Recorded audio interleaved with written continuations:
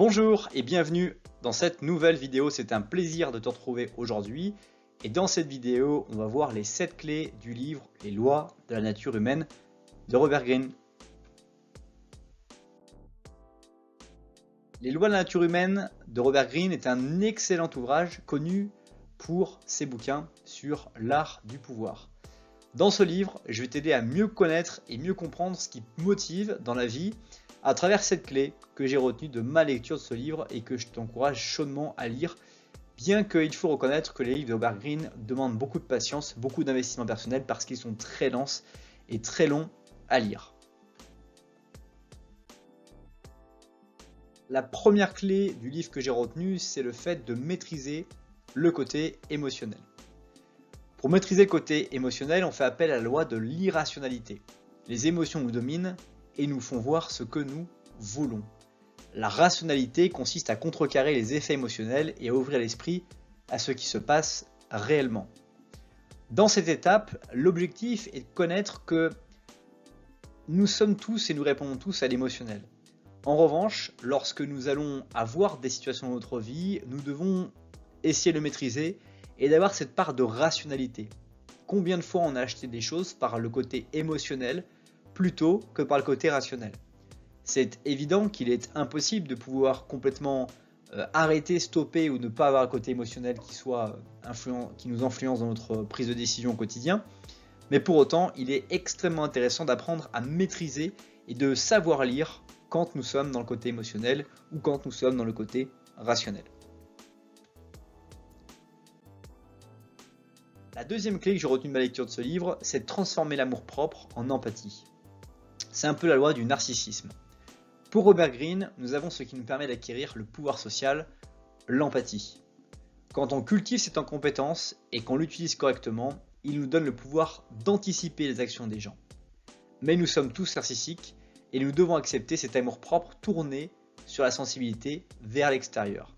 Donc ça, c'est quelque chose qui est extrêmement important de comprendre que dans les lois de la nature humaine, chaque personne que nous sommes est un peu narcissique. Une narcissique qui va être divulguée, qui va être au vu de tous observée, ou un narcissisme qui est un petit peu plus modeste, un peu plus, on va dire, caché, camouflé, que personne ne remarque. Mais nous sommes tous et nous avons tous une part de narcissisme en nous.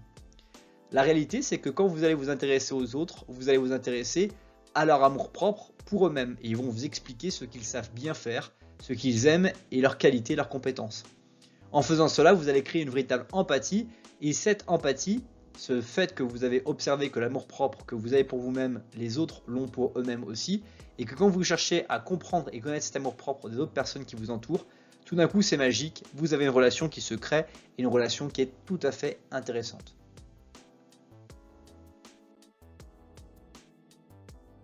Troisième clé que j'ai retenue de ma lecture de ce livre, c'est voir à travers les masques d'autrui. Pour ce point, l'auteur parle de la loi du jeu de rôle. Les gens ont tendance à porter des masques et vous devez apprendre à les connaître. Vous devez développer cette compétence en devenant un lecteur supérieur d'hommes et femmes. À travers la lecture du livre Les lois de la nature humaine, on découvre en fait que toutes les personnes que nous fréquentons, que nous rencontrons, portent des masques, avec chacun d'entre nous. Et les masques qu'elles vont utiliser sont en fonction de leur volonté, de leurs intérêts, de possiblement leur influence souhaitée envers nous.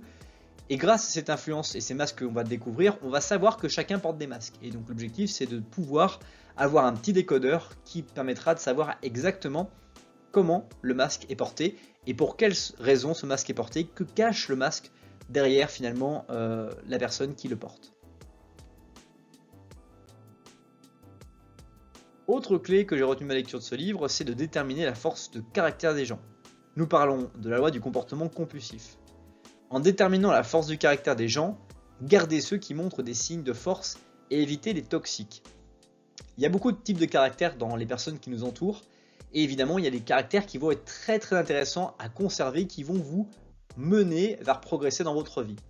Et puis il y a des caractères qui sont toxiques, des choses qui vont vous rabaisser, qui vont vous coûter en énergie et ces personnes-là, vous allez découvrir, les classer par leur type de caractère de manière à vous en protéger et peut-être même à porter des masques avec ces personnes que vous allez pouvoir retenir comme personnes toxiques ou qui ont un sale caractère.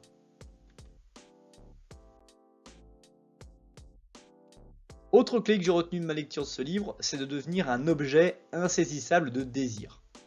C'est ce qu'on appelle la loi de la convoitise. L'auteur nous conseille de miroiter devant les autres ce qu'il leur manque le plus dans la vie, ce qu'il leur est interdit d'avoir, et ils vont devenir fous de désir. C'est quelque chose qui est un principe beaucoup étudié notamment aussi sur Influence et manipulation de Robert Cialdini, dans lequel on parle du principe de la rareté. Lorsque vous devenez un objet rare, une personne avec des compétences, une façon d'être, une empathie, une personnalité tout à fait rare, vous devenez désirable. Dès que vous commencez à vous dissocier de la masse, à devenir différencié, pas forcément différencié meilleur que les autres, mais différencié dans le sens avec des compétences particulières ou des intérêts particuliers, ou d'être une personne différente sur des aspects qui vont vraiment plaire à un type de population ou une masse de population, mais généralement on va plaire plutôt à un type de population, vous allez devenir complètement insaisissable de désir et vous allez être convoitisé par les personnes que vous allez rencontrer. D'ailleurs, c'est un principe qui est utilisé en séduction dans le fait que vous allez chercher à vous différencier des autres garçons qui veulent attirer des filles, par exemple, dans leur giron, ou qui veulent être convoités par des filles qui sont intéressantes pour vous. Autre clé que j'ai retenue de ma lecture de ce livre, c'est le fait d'élever la perspective. L'auteur parle notamment de la loi de la myopie. Robert Greene nous recommande de tourner les yeux vers les grandes tendances qui régissent les événements et de ne jamais perdre de vue nos objectifs à long terme. C'est la loi de la myopie. L'objectif, c'est pas finalement de regarder ce que l'on souhaite pour nous dans les courts termes, dans les prochains jours, mais plutôt de regarder ce qu'on souhaite vraiment pour nous dans les 10 prochaines années. Qu'est-ce qui serait vraiment bien d'avoir réussi dans les 10 prochaines années, dans les 15, dans les 20 prochaines années, et du coup de pouvoir regarder les grandes tendances que nous avons aujourd'hui dans notre vie et de voir si ces grandes tendances que nous rencontrons vont-elles nous mener peut-être vers l'objectif que nous fixons dans les 10 ans. Comment nous nous voyons dans 10 ans? D'ailleurs, je te pose cette question, comment te vois-tu dans 10 ans? Je suis intéressé de savoir ce que tu en penses et dis-moi dans les commentaires comment tu te vois dans 10 ans. Autre clé que j'ai retenu de ma lecture de ce livre, c'est d'atténuer la résistance des gens en confirmant leur auto-opinion. C'est ce qu'on appelle la loi de la défensive. Robert Greene conseille d'apprendre à dompter notre propre nature têtue et à libérer notre esprit de ses positions défensives et fermées. Trop souvent, on va prendre des décisions que l'on ne va pas forcément remettre en question.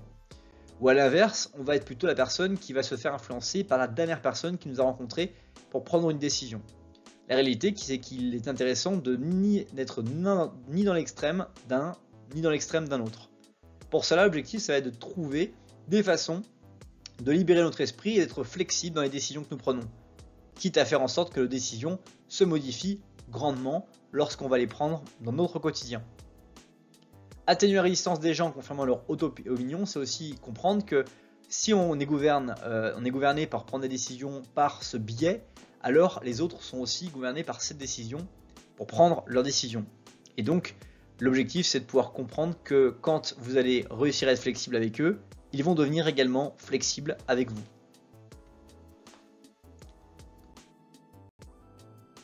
C'est déjà la fin de cette vidéo. Merci beaucoup pour le temps que tu as entrepris à regarder cette vidéo. J'espère qu'elle t'a plu. Si c'est le cas, il y a plein d'informations qui sont disponibles dans la description de cette vidéo. Et puis, je t'invite à découvrir la vidéo qui s'affiche sous la flèche bleue ou à t'abonner à la chaîne YouTube sous la flèche rouge. À bientôt!